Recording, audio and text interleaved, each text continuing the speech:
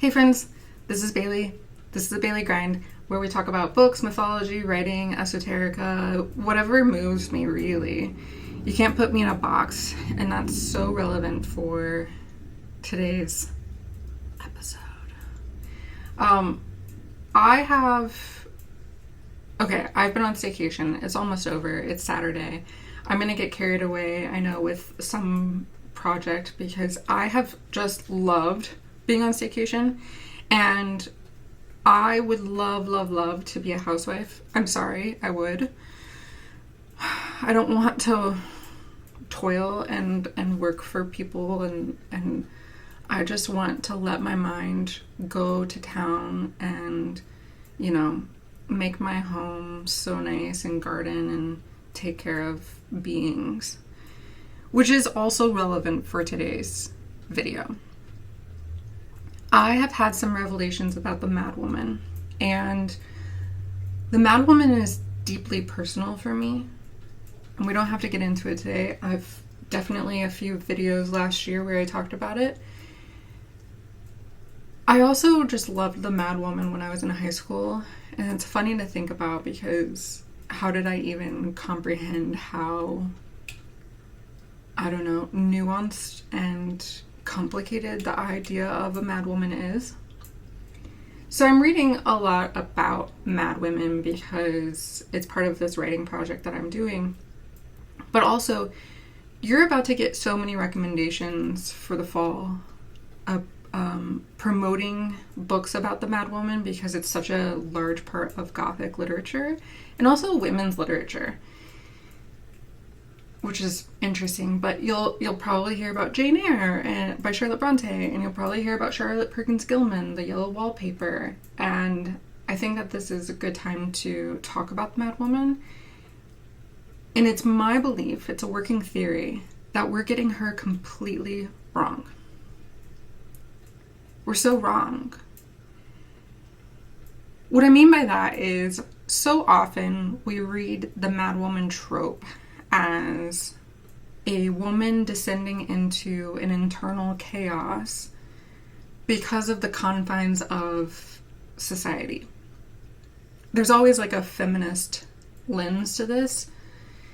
And I'm sure that obviously there's a thread of speaking about a woman's life in the confines, for sure. But beyond that, I'm not sure it's a dissension. And I want to prove my point today by talking about Kate Chopin's The Awakening and Sylvia Plath's The Bell Jar, along with Sylvia Plath.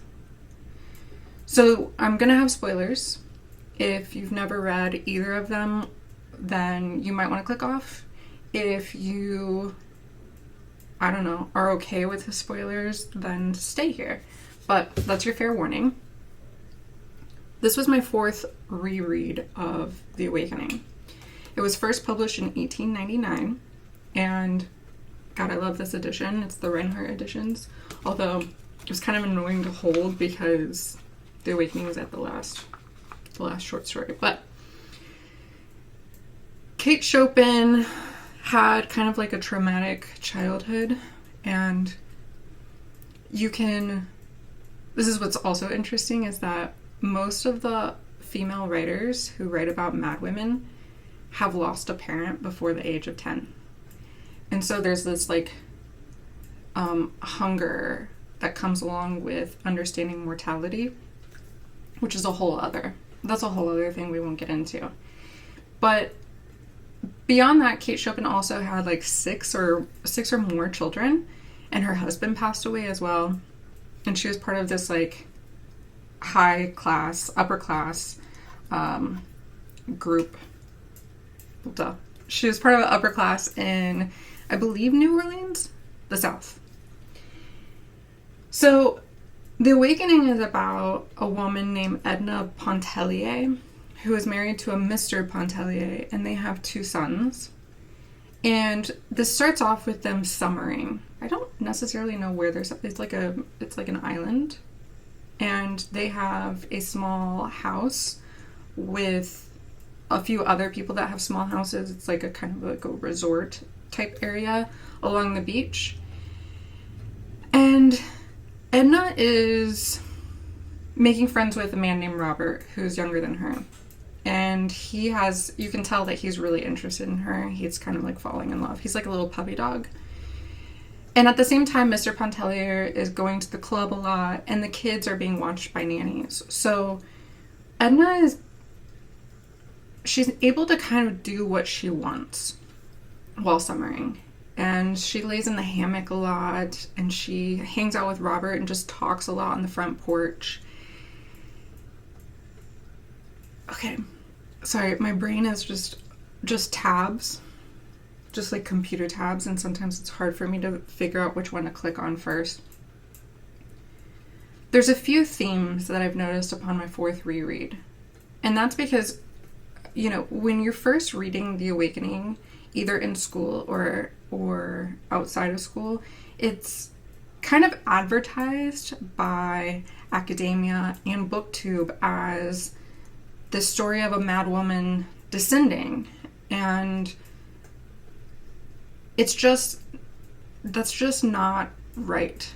And it's mainly about a woman coming home to herself. It's a story of becoming. And it's within the title, The Awakening. Okay, so there's a couple things I want to point out with this that appear within madwoman tropes a lot. One of them being, well, first of all, I want to address something. Have you ever heard of a madman in literature? Maybe. And usually the madman is overcome by an academic pursuit, which is noble. So that's a dichotomy that I would love to get into another day. So Edna we talked about relaxing, but she's falling in love with Robert too. And she is starting to feel all of these emotions that she hasn't felt before. And that's kind of coinciding with her learning how to swim.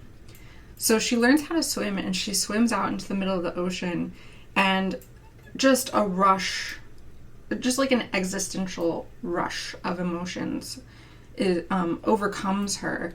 And she's really uncomfortable with it.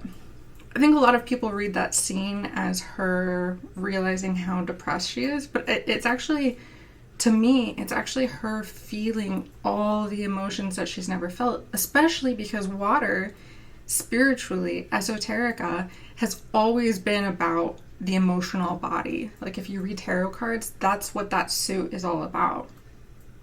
And it's all, just look at anything about water in esoterica, and there it is. Even Christianity has that. Whatever. Sorry, I'm getting.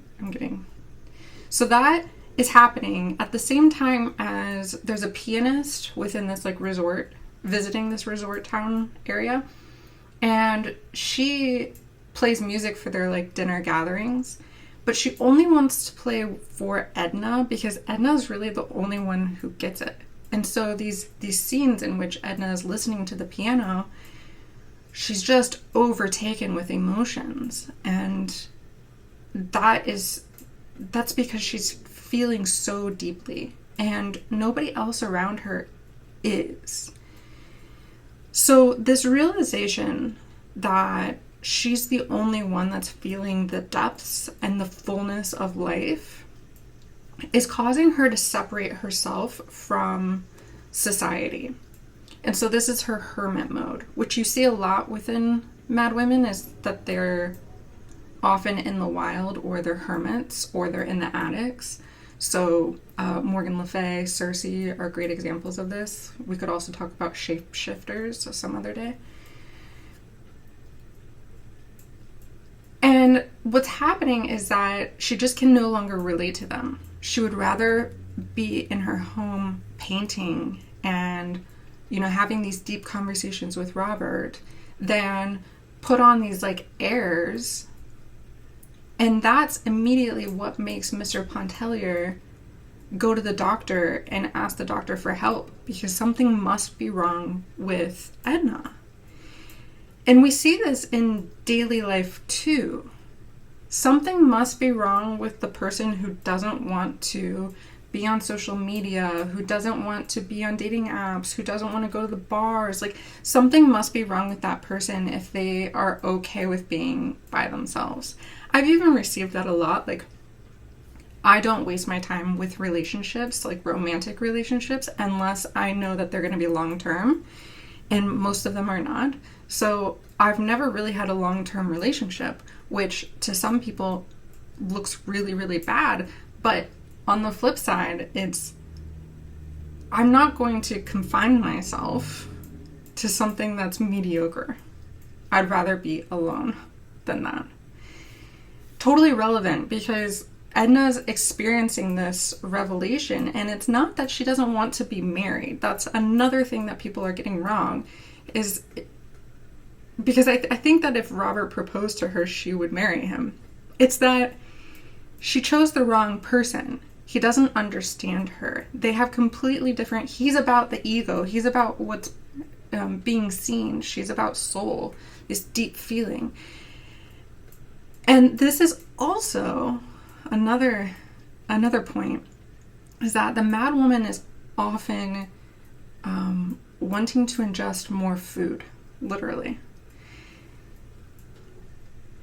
So if you look at the madwoman and you look at scholarship about her, oftentimes, even Sylvia Plath, oftentimes people say that they have eating disorders like orthorexia or anorexia. And as someone with an eating disorder, I can see it very, very clearly in the books, but it's this... Not only do I think it's this sense of control when a woman, especially during these time periods, has had no control of her circumstances, that she wants to control what she ingests. But another thing that people read into this is it's like an awakening of sexual desire, and I don't see it like that. I see it as, like, I've gained weight recently because I've had to, and I'm taking up literally more space. I'm eating more. I'm craving more food. And Edna is doing the same thing. Every time she goes to sleep and she wakes up, she's hungry. And it's always not for like the, 4-course, 5-course meals that are normal in this society. It's for rich food. Like, she loves just sipping on wine and I think brandy, and she has an orange with a bird, like a broiled fowl. And right before, spoiler alert, right before she commits suicide, she's talking about how hungry she is. And to me, that's a hunger for life, because she's starting to think about the fullness of her life and the fullness of life and what she desires. And it's outside of the norm because she's eating at times that nobody else is, and she's usually eating alone, and it's kind of brilliant, and it shows up a lot, actually. So one of my final points, I could make like 25 more, I'm sure. One of my final points is the endings. It's almost as if when we read The Madwoman, we read the ending as this traumatic event, and which it is. I mean, I'm not downplaying suicide, but we're not reading the actual words. And so what I want to do is read the last page and maybe a half to you so that you can see what I'm getting at here. So Edna is summering again. Robert has decided to not have an affair with her, even though that they love each other, because he left her a note saying, because I love you, goodbye. Oof, ouch. So it says, the water of the Gulf stretched out before her, gleaming with the million lights of the sun. The voice of the sea is seductive, never ceasing, whispering, clamoring, murmuring. inviting the soul to wander in abysses of solitude. All along the white beach, up and down, there was no living thing in sight.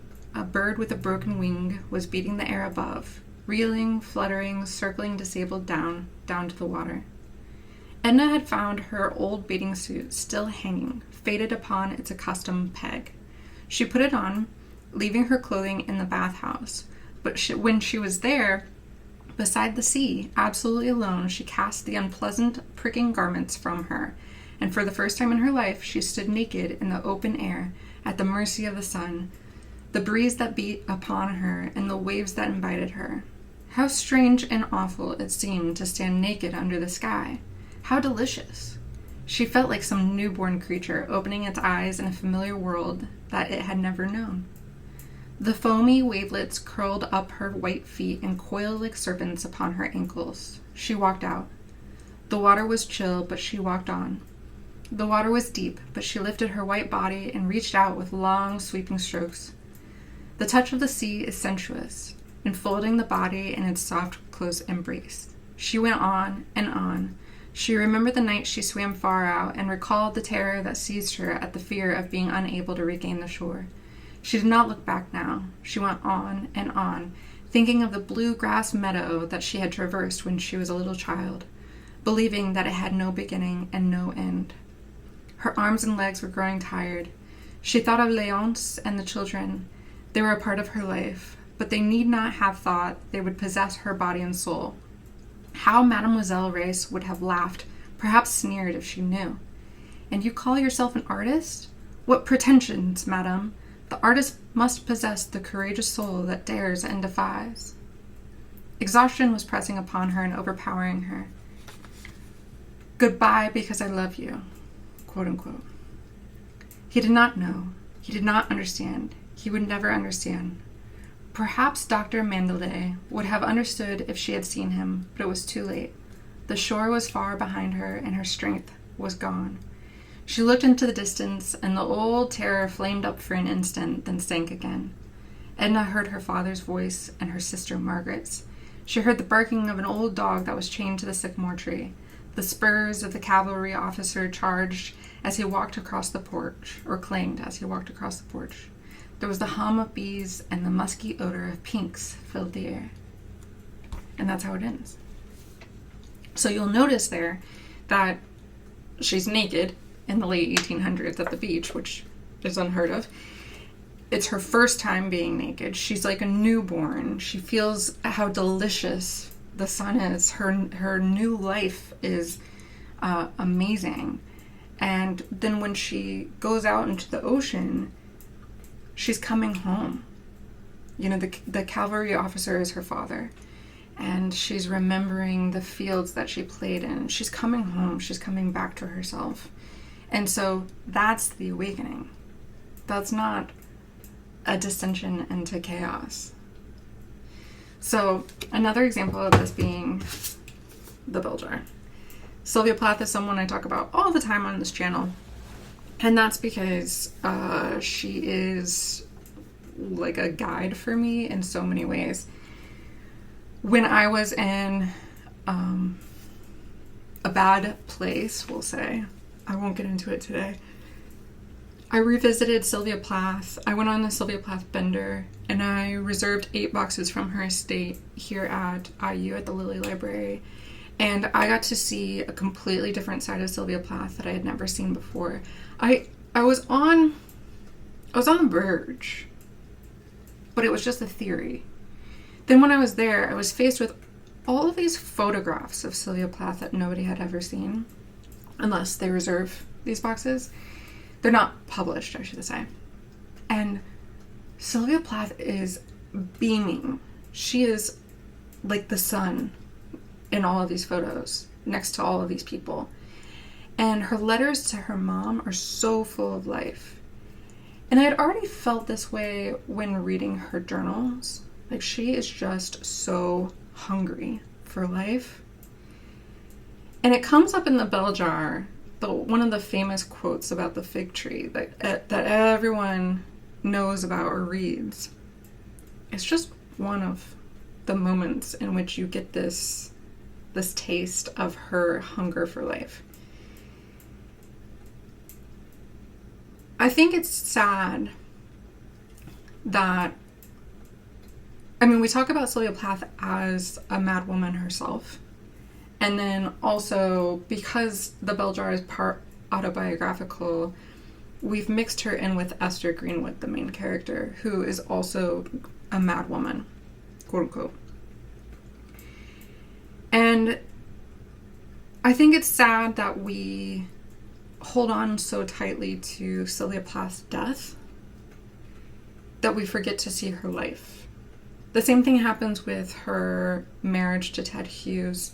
She was a grown human before him, with all of her own ideas and experiences and dreams before him. I think she would be infuriated with how closely we weave them together and how much we focus on their marriage. She was so full of life beforehand and during. So I bring her up because I don't believe, obviously, that you need to know everything about an author before going into a book. But because she's so conflated with Esther Greenwood in here, I wanted to kind of talk about why I think it's so wrong to look at her just based off of her death. By the way, we don't do that with a lot of men. But the other factor being is that I see so many reviews about the bell jar and about Sylvia Plath, but about the bell jar's main character, Esther Greenwood, saying that she's just not nice. And so many people have a problem with her because she's not nice. That's internal misogyny.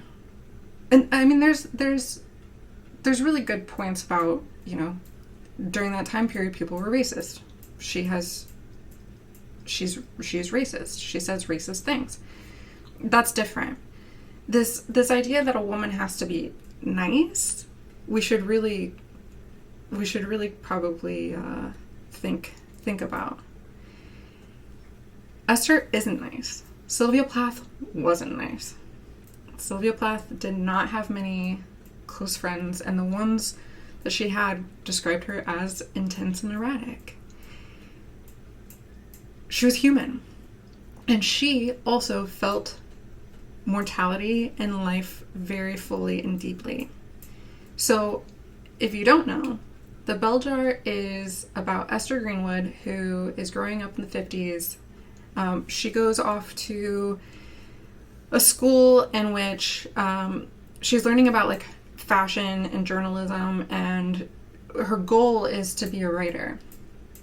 What she's realizing when she's there is that they pretty much just want her to become a good wife. And these classes are mainly to become a good wife. She aspires to become a journalist. She aspires to become a writer. And she's being met with this, like, how dare you think that way? Like, that's cute. That's cute. And so she starts separating herself from the people around her. That's usually when people think she's mean, because she's actually like disgusted with the women around her that are okay with this trajectory.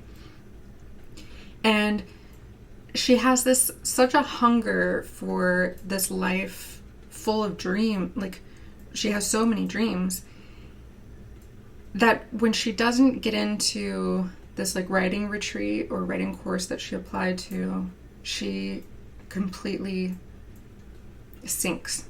So she goes back and lives with her mom, and then she tries to commit suicide.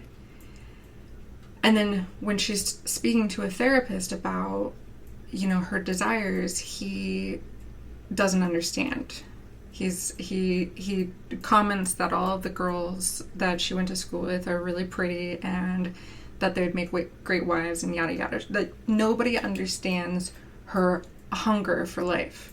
This is another example where she actually starts eating, and even Sylvia Plath's journals, she starts eating a lot. Anyways, so while you can read this as someone who's like, she gets locked up in a insane asylum and gets electrocuted a lot, and while you can read this as a descension into madness, into craziness, I never have. I've always seen the character as being intense and wanting so much out of life and being met with no's the whole time. And I think, again, this has to do a lot with the madwoman trope, is that there's the either or, there's this dichotomy where it's like, because a woman wants because she wants to fall in love and pursue a career, because Edna wants a small house and full of art and she wants to be married. Like, the madwoman has a lot of ampersands. She's like full of ampersands. And the world is saying, but you can't do that. But I don't know if that makes sense. Maybe not, but why can't you have ands? Why can't you be an and woman? I want to travel and write, and I want to be a housewife. It doesn't fit a category. Esther doesn't fit a category. Sylvia doesn't fit a category. Edna doesn't fit a category. They shapeshift. So I wanted to read the ending to you here as well, because I believe it's not a dissension, it is a becoming. And although obviously they end differently, these two books, you might hear similarities. So it says, I took a deep breath and listened to the old brag of my heart. I am. The doctors were having their weekly board meeting. Old business, new business, admissions, dismissals, and interviews. Sorry, I should have said she's in the insane asylum. They have to have a last meeting to see if she can leave. Sorry. Leafing blindly through a tatty National Geographic in the asylum library, I waited my turn. Patients with accompanying nurses made their rounds of the stocked shelves, conversing in low tones with the asylum librarian, an alumna of the asylum herself. Glancing at her, myopic, spinsterish effaced, I wondered how she knew she had graduated at all, and, unlike her clients, was whole and well. Don't be scared, Dr. Nolan had said. I'll be there. And the rest of the doctors you know, and some visitors, and Dr. Vining, the head of all the doctors, will ask you a few questions, and then you can go. But in spite of Dr. Nolan's reassurances, I was scared to death. I had hoped at my departure I would feel sure and knowledgeable about everything that lay ahead. After all, I had been analyzed. Instead, all I could see were question marks. I kept shooting impatient glances at the closed boardroom door. My stocking seams were straight, my black shoes cracked, but polished, and my red wool suit flamboyant as my plans. Something old, something new. But I wasn't getting married. There ought, I thought, to be a ritual for being born twice. Patched, retreaded, and approved for the road, I was trying to think of an appropriate one, when Dr. Nolan appeared from nowhere and touched me on the shoulder. All right, Esther. I rose and followed her to the open door. Pausing for a brief breath on the threshold, I saw the silver-haired doctor who had told me about the rivers and the pilgrims on my first day, and the pocked, cadaverous face of Miss Huey, and eyes I thought I had recognized over white masks. The eyes and the faces all turned themselves towards me, and guiding myself by them, as by a magical thread, I stepped into the room. She's newborn. She's newborn. Okay, I could go on and on about this. Obviously, there's so many different factors and threads that can be woven, especially the idea of the woman as the shapeshifter. I think that it's really interesting to even look at like Mary Magdalene. I obviously love Mary Magdalene. I have a few videos of her on this channel, but she had to defeat 7 demons before seeing Christ. And now scholars want to talk about how the 7 demons could be bipolar disorder or manic depression or schizophrenia, instead of just saying that maybe she didn't live by the confines of the society that she was in and that she wanted more. So we have all of these different threads, and I would urge you, if you have these books, if you've read them, maybe reread them with a new lens. Because, again, I don't see these books necessarily about tragedy. I see them as actually the opposite. And again, I don't want to downplay suicide. I'm not saying that. But let me know what you think. There's plenty of others, of course. And I also think that there's an interesting thread here about all of the writers of Mad Women losing a parent at an early age. Susan Scanlon, in her book Committed, or her memoir Committed, also discusses this. I lost a dad at the age of 5, so I feel like I kind of understand that as well. And then additionally, we don't often see the mad man. And if we do, it's an academic that is benefiting society by his pursuit of madness. And even then, the madmen that I've read were written by women. Mary Shelley being a great example with Dr. Frankenstein. Mary Shelley also lost a parent before the age of 10, like when she was an infant. Let me know what you think. There's a lot there. A lot to chew on. Okay, I'm going to get back to my staycation. Talk to y'all soon.